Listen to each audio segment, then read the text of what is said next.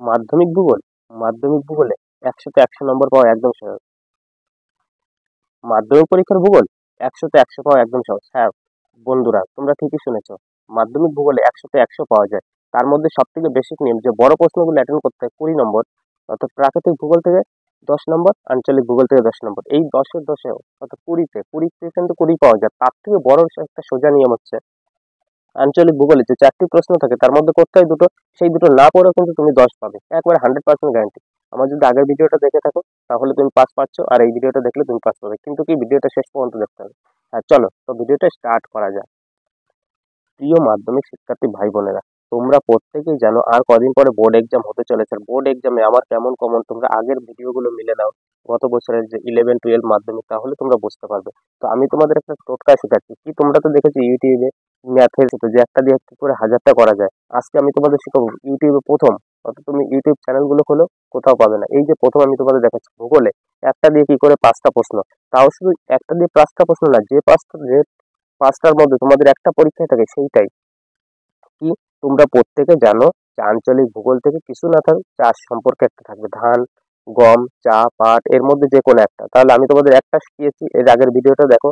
সেই একটার মধ্যে কিন্তু তুমি একদম শুধু জাস্ট তোমার মুখস্থ করা লাগবে না, একবার পুরো ভিডিওটা সম্পূর্ণ দেখো, বুঝে নাও কি বলতে চাচ্ছি, তাহলে তুমি পাস পেয়ে যাবে। আর আজকের ভিডিওটা যদি দেখো এইখান থেকে তুমি পাস পাবে। তাহলে তোমার তো 4টে প্রশ্ন করতে হবে দুটো, তাহলে দুটো কিন্তু তুমি না পড়েই পেরে গেলে। হ্যাঁ একদম বলছি, ঠিকই বলছি। তুমি যদি সম্পূর্ণটা দেখো, মনোযোগ সহকারে শোনো, তাহলে তোমার মুখস্থ করা লাগবে না, তুমি এমনিতেই পরীক্ষার হলে নামিয়ে দিয়ে আসতে পারবে, আর সবার থেকে ভালো নম্বর পাবে।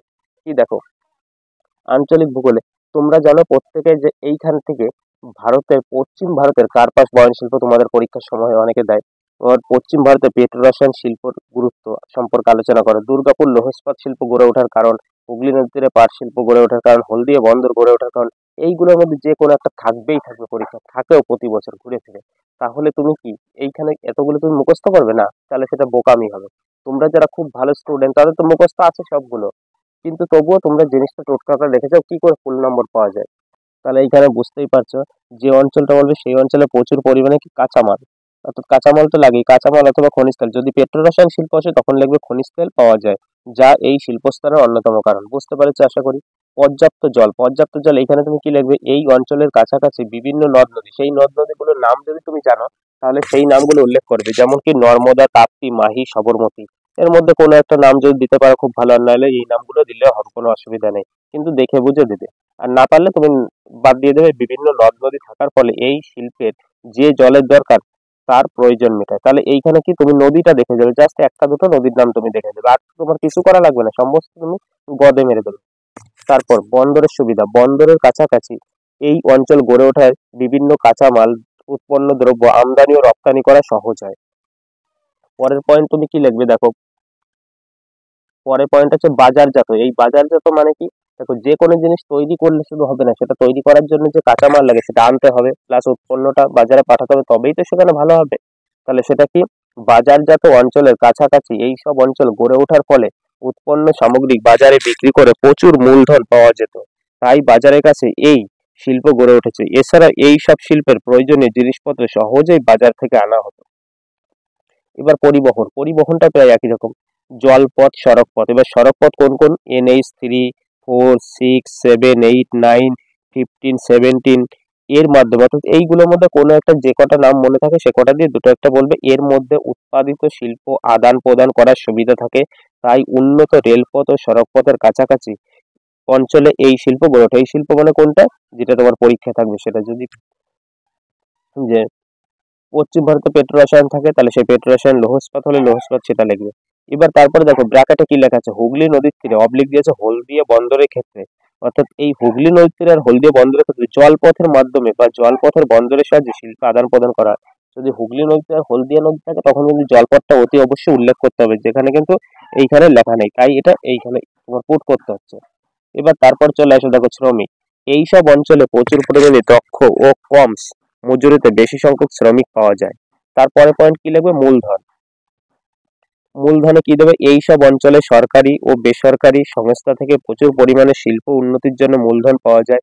শেষে তোমরা দেবে সমস্ত কিছু দেওয়ার পরে প্যারা চেঞ্জ করে লাগবে, এইসব নানান সুবিধার জন্য ড্যাশ শিল্প অঞ্চল গড়ে উঠেছে, অর্থাৎ পরীক্ষা তোমার যেটা আছে কি পশ্চিম ভারতে কার পাস? তাহলে বন্ধুরা তোমরা তো বুঝতেই পারছো যে কি করে এটা করতে হবে। হ্যাঁ, এবার আমি তোমাদের টোটালটা বুঝিয়ে দিলাম কোথায় কি ভরতে হবে। এবার তোমরা কি দেখো, না দেখে কি করে মুখস্থ করবে? একবার যদি তুমি শুনে নাও, তাহলে প্রথম পয়েন্টটা প্রাচুর্যতা মনে রাখবে। সেইখানে প্রাচুর্যতা মানে কি? প্রচুর।